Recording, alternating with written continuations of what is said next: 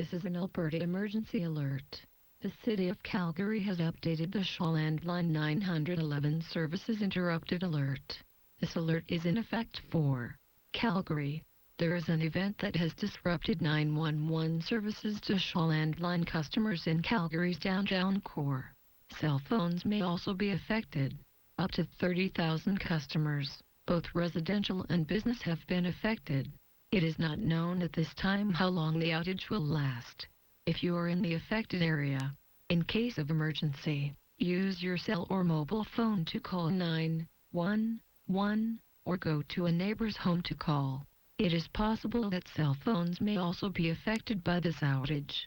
If you are unable to reach 911, try an alternate phone or cell phone. For details, visit www.emergencyalert.alberta.ca or stay tuned to local media.